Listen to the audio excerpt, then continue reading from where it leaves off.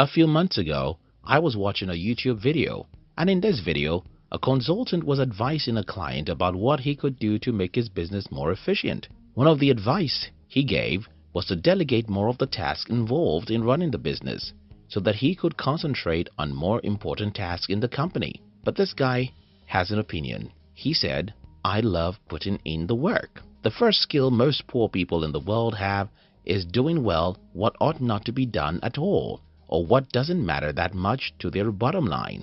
Let me explain this. In my country, many young people spend several hours watching football, and after or before each match, it's usually a practice to see these young people furiously arguing about different players, matches, and outcomes. What often surprises me is how deep the knowledge of these young people are about their favorite sport. Some of them are so deep in their studies of the sport that they can tell you about the sporting events that happened before they were born. You will argue with me that such deep knowledge is useful if they want to be sports analysts. But sorry, they have no direction as for anything specific they want to become. They just have passion for sport, and that drives them to become sports historians. Well, that's a useless skill. Spending hours upon hours to become a professor in another man's business is doing well in what you shouldn't do at all. And there are so many other examples out there. What is the best use of your time? You have to know that, or else you'll be doing well what you shouldn't do at all. What are you living for? You better know what you're living for, or else you'll be doing very well what you shouldn't be doing in the first place.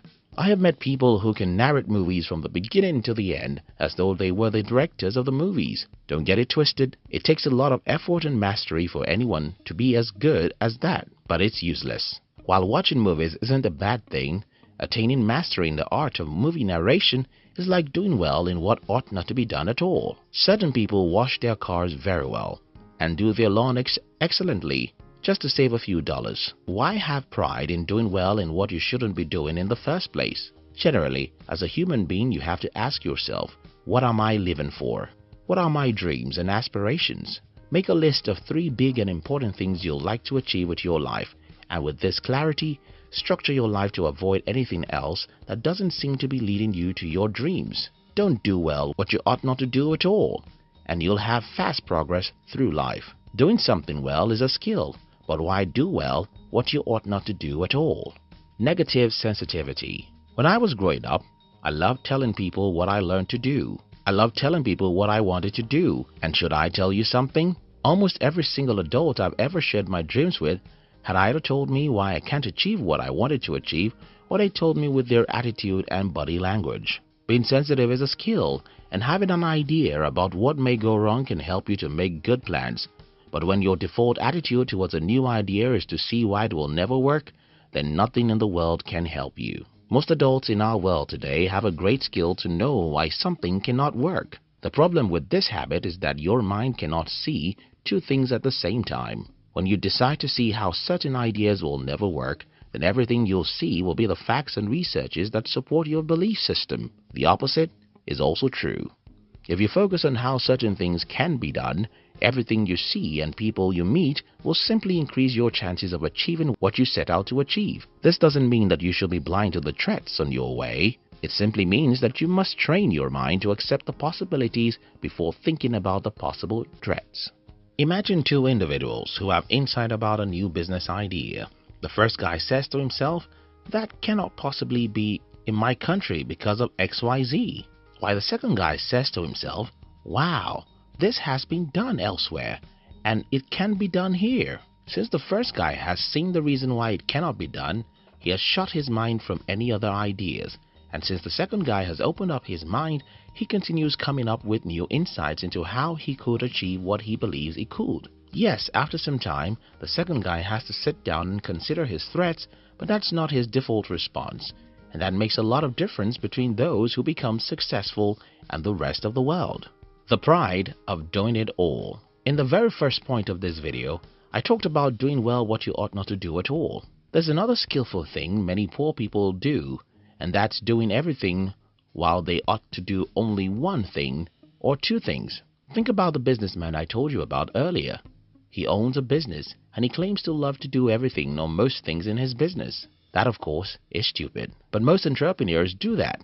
In fact, according to a study, Out of about 33 million businesses in the United States, a whopping 22 million of them are businesses run by a single individual. That's having pride in doing it all. Think about this video. Most people who watch our channel think that our videos are made by a single individual, but that's not correct. If this channel was being run by a single person, we'll probably still be at 20,000 subscribers instead of what we are today. The truth of the matter is that this video got to the hands of 6 people before you can view it in our channel. Yes, 6 different people have to work on this video to make it what you're watching now. But why is that so? Well, I'm terrible at many things. For example, I don't speak good English. I never edited a single video in my life, and I hate to even proofread my writings. The only single thing I love to do is write, and that's the only thing I do for this channel. I write based on my experience and knowledge as an entrepreneur. Let other people do what they know how to do better than me. After writing the script for this video, I'll simply send it to one of our teammates who proofreads it. From there, the script of this video will be sent to the voiceover artist, and from there, someone else has to review the voice, then someone else does the animation, another person reviews the final video, uploads it and sets the data, while another person has to design the thumbnail. I mean, about 6 individuals have to work on this video before it can be what you're watching. And that's probably the reason why millions of people watch our ideas. If I were to be the one doing all these tasks, I'll not only burn myself out, I'll do terrible jobs. I mean, I'm going to speak bad English because English isn't my primary language. I'm going to do bad animation because that's not my area of strength. Now, you get my point. Most poor people have pride in doing everything. You have to learn how to delegate authority.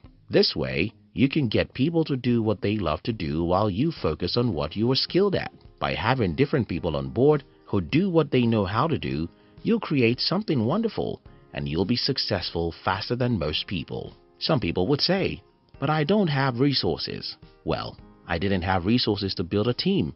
I negotiated with people and got them to either be my partner or I get them to contribute their skills to my project because we're friends. Poor people often do well what they don't have to do at all. Know who you are and don't do well what you ought not to do at all. Poor people often see how things cannot be possible. Don't allow your mind to see how things cannot be possible. First, seek to see the positive side of the coin. Poor people often love to do everything by themselves. Delegate authority. Build a team and get people to do what they know how to do best, while you focus on what you are only skilled at. Do you like this video? Then you might like our new channel about money and entrepreneurship. We call it Money TV. Look at the description box to join the Money TV. We love you.